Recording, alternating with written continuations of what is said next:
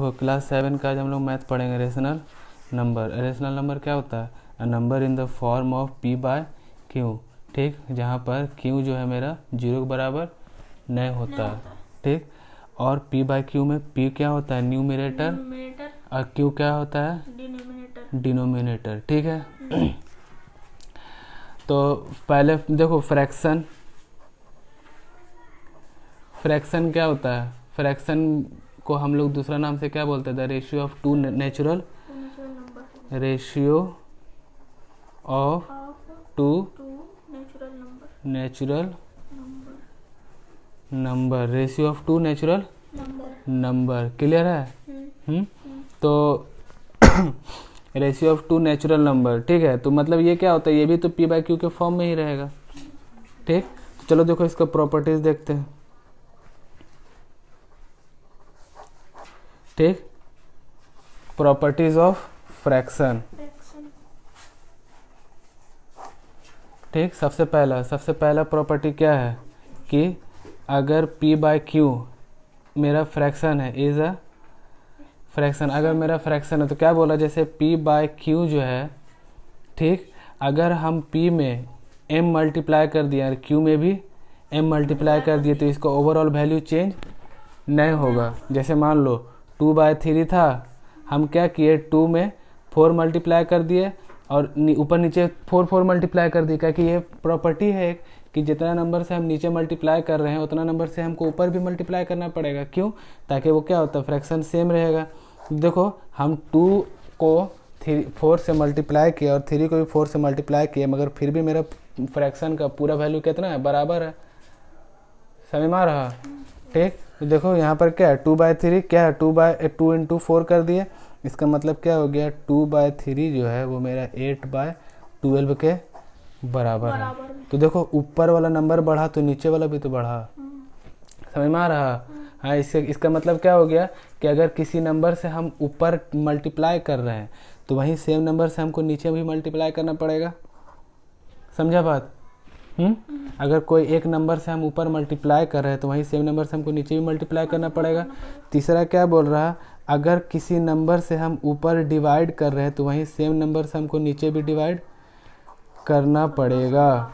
जैसे मान लो 8/12 ही ले लिए, तो 8/12 में मान लो हम 4 क्या किए, डिवाइड इधर कर दिए, ठीक, और 12 में इधर क्या किए, 4 डिवाइड कर दिए। तो देखो 8/12 जो है यहाँ पर कितना हो गया, 2/3। ये फ्रैक्शन क्या है मेरा, फिर भी बराबर है। तो कहने क्या मतलब है कि कोई एक नंबर से, ठीक, कोई एक नंबर से अगर हम ऊपर मल्टीप्लाई किए तो नीचे भी उतना ही मल्टीप्लाई करेंगे, और कोई एक नंबर से नीचे मल्टीप्लाई किए तो उतना वही नंबर से नीचे भी मल्टीप्लाई करेंगे, ठीक। अब तीसरा प्रॉपर्टी देखो, तीसरा प्रॉपर्टी क्या बोल रहा है कि p by Q and r by s अगर इक्विवेलेंट फ्रैक्शन मतलब सेम है, जिसका वैल्यू सेम है, ठीक। तो क्या बोल रहा है कि क्रॉस मल्टीप्लिकेशन, देखो एक इधर और एक इधर, तो p इंटू एस जो है वो r इंटू क्यू के बराबर होगा, ठीक, r इंटू क्यू के बराबर होगा। जैसे मान लो 2/3 एंड 8/12 मेरा क्या है, इक्विवेलेंट फ्रैक्शन है, तो इसको क्रॉस मल्टीप्लिकेशन करो तो 2 इंटू 12 और 8 इंटू 3 तो क्या हो गया 24, और 24 देखो दोनों बराबर होता है। इसका मतलब क्या है कि ये दोनों इक्विवेलेंट फ्रैक्शन है। तो इक्विवेलेंट फ्रैक्शन को हमको चेक करने का तरीका मिल गया। क्या मिला कि अगर, हाँ, क्या मिला कि अगर हम उसका क्रॉस मल्टीप्लिकेशन करेंगे तो दोनों का प्रोडक्ट क्या होना चाहिए, सेम होना चाहिए। और अगर सेम आ गया तो इक्विवेलेंट फ्रैक्शन, और अगर सेम नहीं आया तो नॉट इक्विवेलेंट फ्रैक्शन। ठीक है बात, ठीक। अब देखो तीसरा क्या बोल रहा है कि एक फ्रैक्शन है p बाय क्यू, फ्रैक्शन है p बाय क्यू। ये इसको हम सिंपलेस्ट फॉर्म और लोवेस्ट फॉर्म कब बोलेंगे, ठीक, इट इज सेड, ठीक, टू बी सिंपलेस्ट फॉर्म और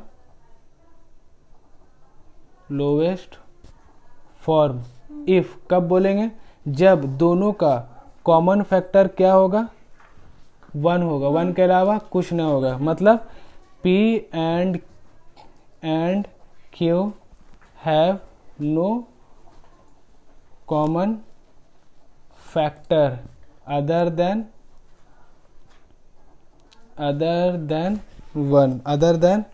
वन। ठीक है, मतलब 1 के अलावा P और Q का कोई भी कॉमन फैक्टर नहीं होगा। ठीक है, अरे इधर कट गया। चलो देखो, P एंड Q का कोई भी कॉमन फैक्टर 1 के अलावा नहीं होगा। क्लियर है बात? ठीक, तो जैसे मान लो 2/3, हमको बताना है 2/3 सिंपलेस्ट फॉर्म है कि नहीं है। ठीक, तो अगर हमको पता करना है कि 2/3 सिंपलेस्ट फॉर्म है कि नहीं है, तो हम लोग क्या करेंगे कि इसका फैक्टर निकालो। 2 का फैक्टर निकाले तो क्या हो गया 2 और 1, और 3 का फैक्टर निकाले तो क्या हो गया 3 और 1। तो देखो 2 और 1 और 3 और 1, देखो इसका कॉमन फैक्टर क्या है, सिर्फ 1 है। इसके अलावा और कुछ है नहीं, तो ये सिंपलेस्ट फॉर्म है कि नहीं है। जैसे मान लो 8/12, तो 8 का फैक्टर हम निकाले। ठीक, तो कितना हो गया 4 और 2 2 जा, और 12 का निकाले 2 6 और 2 3। तो 8 का जब निकाले तो देखो कितना हो गया 2 × 2 × 2, और 12 का 2 × 2 × 3। देखो इसमें 1 के अलावा और भी तो फैक्टर है। क्या है, देखो ये एक 2 है और ये एक 2 है। जब इसको हम काट दिए तो कितना आ गया 2/3। इसके अलावा और कुछ इसका कॉमन फैक्टर है, और भी इसका कुछ कॉमन फैक्टर है। इसको छोटा कर देते, बार बार कट जा रहा है। ठीक, और भी कुछ इसका कॉमन फैक्टर होगा नहीं होगा। ठीक, तो ये क्या हो गया सिंपलेस्ट फॉर्म।